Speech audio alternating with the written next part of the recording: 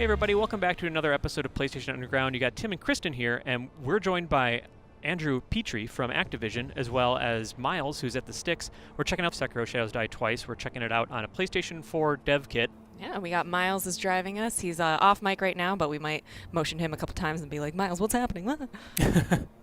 Yeah, it's really good to be back and have an opportunity to show you guys some more of the game. Yeah, we loved seeing it last time, like fighting the corrupted monk and that sort of giant figure that we had to catch on fire. So I'm just thrilled to see more of this beautiful, beautiful game. Yeah, absolutely. So are we in a hub area here, kind of checking out a place you'll be returning to over and over again throughout the game? Yes, the area that we're in right now is known as the Dilapidated Temple, and it's a serene little place that contains an eccentric cast of characters. Right now, Miles is talking to the sculptor, and the sculptor is...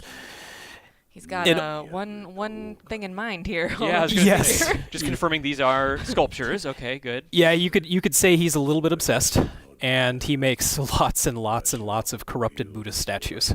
And his role, his purpose in the game is he helps you upgrade your prosthetic arm, and he also creates new tools for the shinobi prosthetic. Oh, nice. Okay. And he'll also serve the purpose of giving you a little bit of story content, too. Interesting. Nice. So do we know how these two meet yet?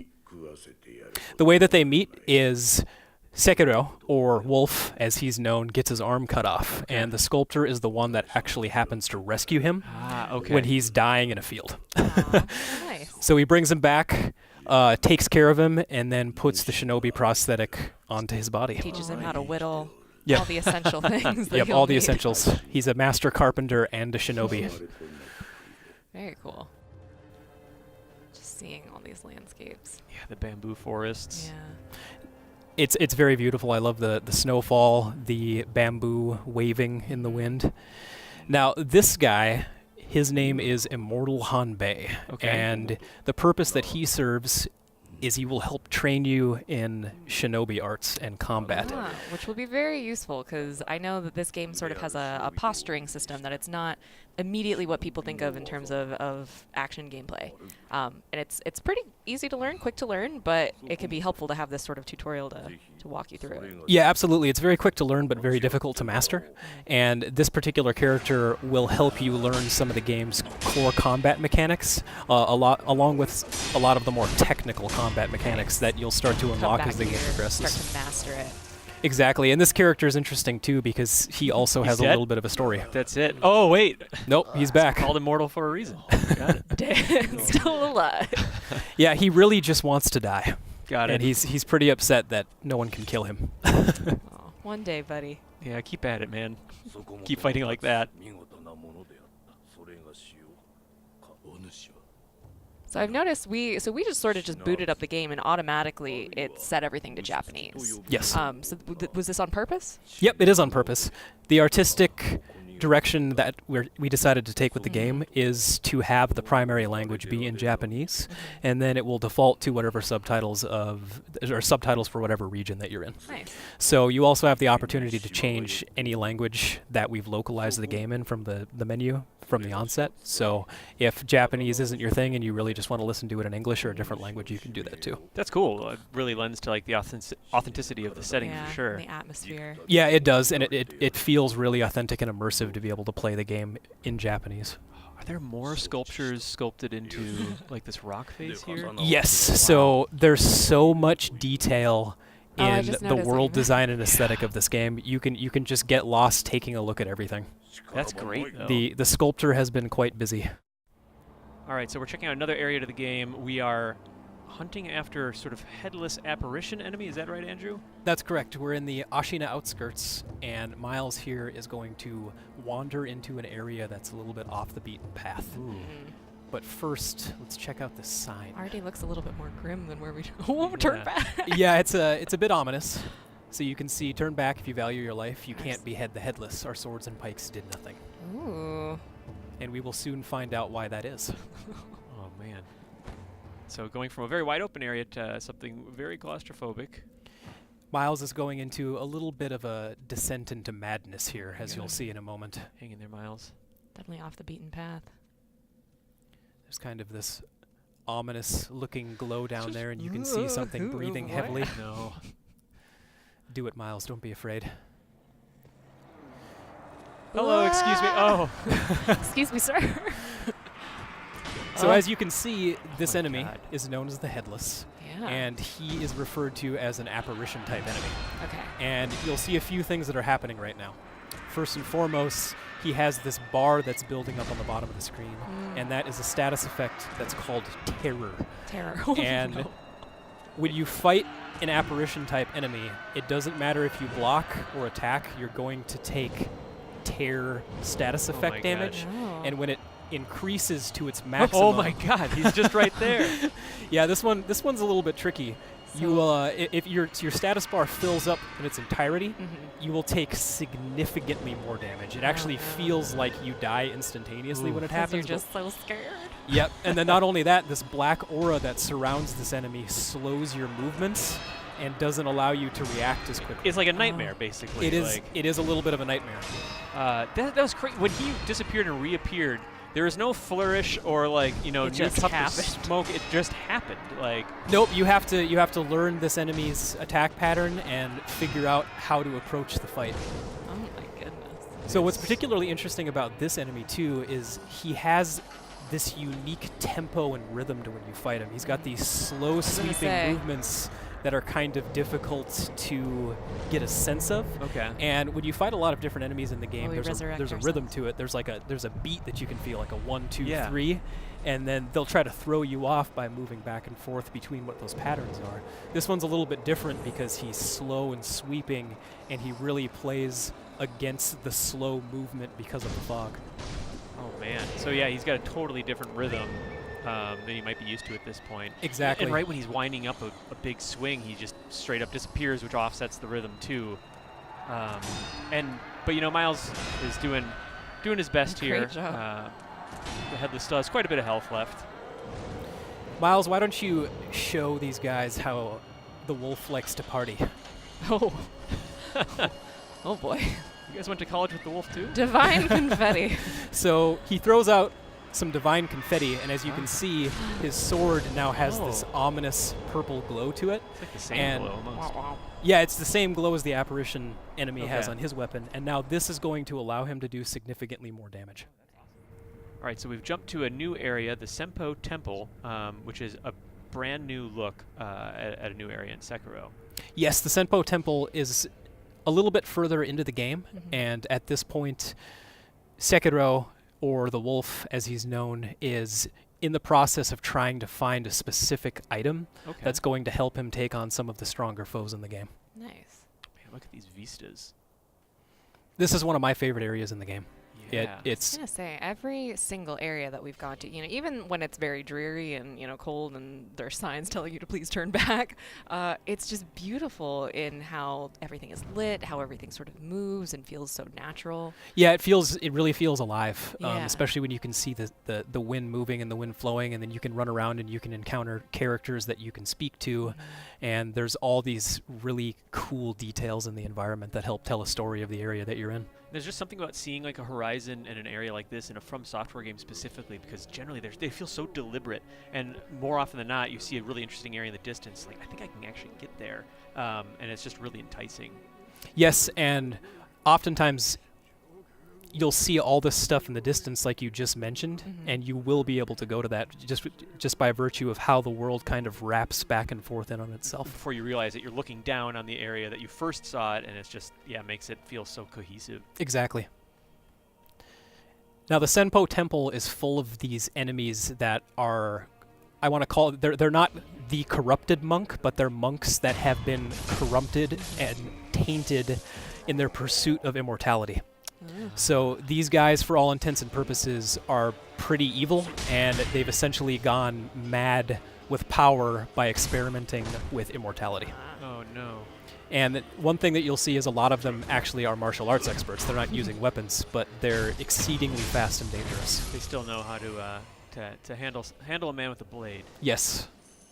I got some cash there. Nice. I wish that happened in real life. Yeah. Right? Ooh. Ooh.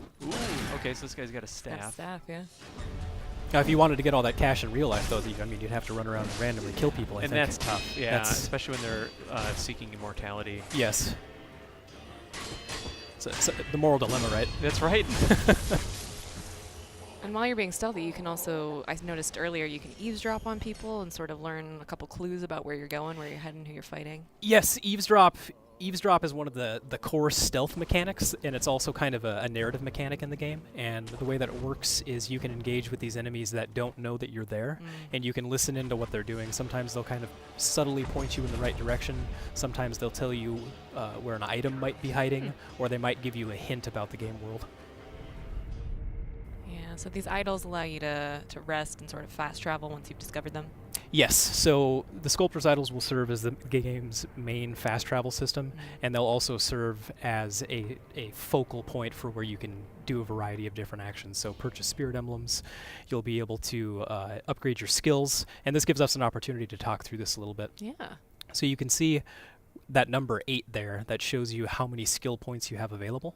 Got it. And in the top left, you have multiple different skill trees. The first one is Shinobi Arts, second one is Prosthetic Arts, and the last one is the Ashina Arts. And each one kind of has a specific focus, and not necessarily a strength, but they're thematic in some capacity. Okay. I'm a big fan of the first tree, and a skill that I always recommend that people get right off the bat is called Mikiri, and this is an ability where an enemy will thrust at you and you can actually step on their blade and perform significant posture damage and sometimes an immediate death blow assassination.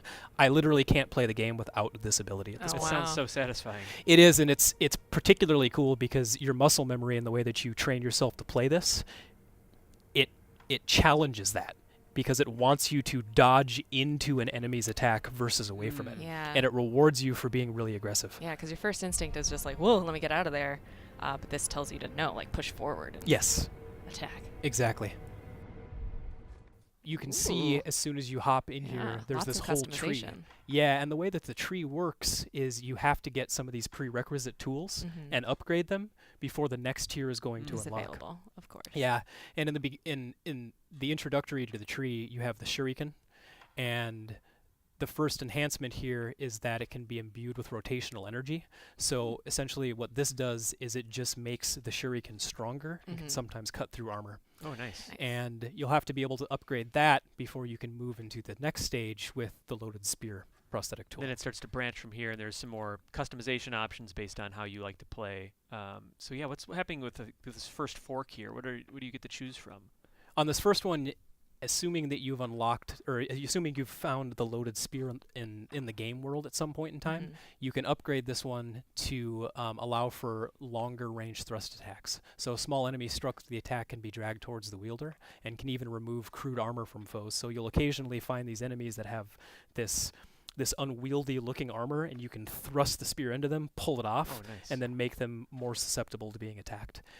And then you can see it goes deeper and deeper and deeper into each tier, and then by the time you get to the end of it, you're unlocking prosthetic tools that are exceedingly powerful. Nice. And oftentimes imbued with some sort of elemental attack too. Okay, gotcha. And so you'll encounter enemies presumably that are weak to various elements, and so you can kind of tune your loadout to match that. Exactly. Awesome. Yep.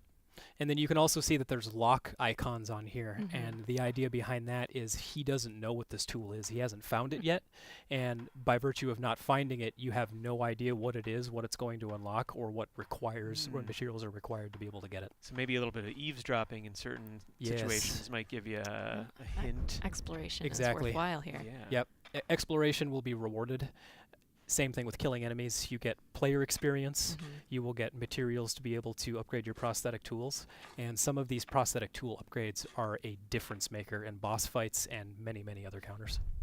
Awesome. So it seems like just a critical thing to dive deep into and focus on, in addition to sort of the skills we were seeing, like Mikiri and etc. So yes, and if you so choose, this is a game that you can run through and you can just use sword on sword. But you'll have a lot more fun and a lot more interesting encounters if you pull out the prosthetic tools and start mix and matching. So only the purest of masochists should apply to ignoring all the upgrade systems. Yes. Yep. That's going to be the underwear speedrun version of this game.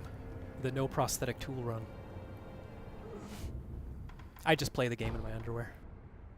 All right, so we are now within the Flaming Harada estate. Andrew, can you set up kind of where we're at within Sekiro? Yes, so right now the wolf is experiencing a past memory. This is something that happened 3 years prior to the events of the main game, and he's now back trying to understand what's going on with the Harada state, why it's burning down, and why it's been invaded by this group of bandits. Got it. And Miles is going to run us through a combat scenario on the other side of this pond to the left with a particularly dangerous enemy that we've sampled before. Yeah, I was going to say, with it being a flashback, I'm noticing that the enemy types are seemingly more human, at least what I've seen so far. Those guys look like, you know, normal warriors. Yep, they're just your normal run-of-the-mill bandits, and they're trying to pillage this estate right now. And our job is to get to a key character that's at the end of the stage, but there's no way that we're going to be able to do that without first getting past this gigantic man sitting on the stairs. Oh man, I love the ash, like in the wind. So we wanted to talk through a little bit of a way to approach a specific combat scenario like this, because this one is particularly dangerous. There's a lot of enemies here. It is very, very easy to get surrounded, and what we want to do is combine a few different approaches. So Miles is going to run off to the side here, and he's going to stealth in and try to thin the herd out a little bit. Yeah, these strategy tips are going to be very, very useful come March 22nd. Yeah, I love that you have that option too, that you can, you know, you can start it off stealthily, and if you're like me and you fully intend to be stealthy, but you inevitably blow it after like your second attempt, and then when, you know, everything hits the fan, you can actually just kind of get in there and just hack and slash. Yeah, exactly. And he wasn't super stealthy coming in there, but thankfully he was far enough away from these enemies that he didn't alert the rest of the group. Got it. Because had he done that, he would be in pretty big trouble right now. A world of hurt. A world of hurt. All right, so we got to move around this guy. The last time we were together, we saw these enemies with the shield, and they're really, really difficult to fight if you don't have the axe. But as long as he's able to stealth kill one of them and get rid of them, it'll make it a little bit easier. Okay. Oh. Ruh-roh. He had good instincts. Oh no. He's in trouble now. Oh, I believe in you, Miles. There we go. Miles. Oh, taking out the ranged enemies first. All right, so our strategy has shifted. Our strategy has shifted to an all-out melee, but what he can do look here... at the guy. He's so angry. Juzo the drunkard. He's very angry and very drunk. Yeah, bad combo. Bad combo. It really is. And he's still going to try to get rid of some of these guys, because taking them all on simultaneously when Juzo's there it's a fool's errand. He's going to have extreme difficulty being able to beat him. Here he comes. Oops. But if he can somehow get away, he might actually be able to get a little bit of a helping hand from a character who's just kind of hanging out nearby. Peppering some shurikens in there as well, I see. Do we have some range abilities too? Yes. Okay. So the shuriken that he has attached right now will be able to close the gap if he combines it with a sword attack. Nice. Or he can whittle away some of the damage on these lesser enemies. Oh man, that did a lot of damage. Just one big headbutt. But now he's even the playing field a little bit. And he can go talk to our friend who's watching off to the side. Hello, kind sir. Please help. Yeah. Do you see this? I have a problem here. Can you please help me? Oh, no, never mind.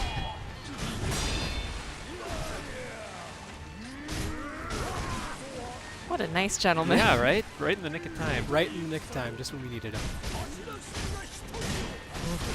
So now we're really going to put Miles' skills to the test, and hopefully this kindly samurai gentleman can give him a hand. Take a few slashes at that exposed back hair there. Yeah. I love just seeing these different enemy types, though, how they're dressed differently, they attack so differently. His back hair is definitely his weak point. Yeah. Aww. Oh, he gotcha. Well, I think that was a pretty good look at a really difficult boss battle to come, but I mean, it seems also, fair. Like, you can clear out the enemies to try to even the playing field and approach it that way. So perseverance will pay off, I believe, against the drunkard. And it's a conscious decision that you can make to engage with this other samurai to help you out, or you can try to take on the drunkard one-on-one. Excellent. So you can try your hand against the drunkard on March 22nd when Sekiro Shadows Die Twice releases on PlayStation 4. Andrew, Kristen, thank you so much for joining us today on PlayStation Underground. Miles, thanks for driving us. Yeah. Thank you so much.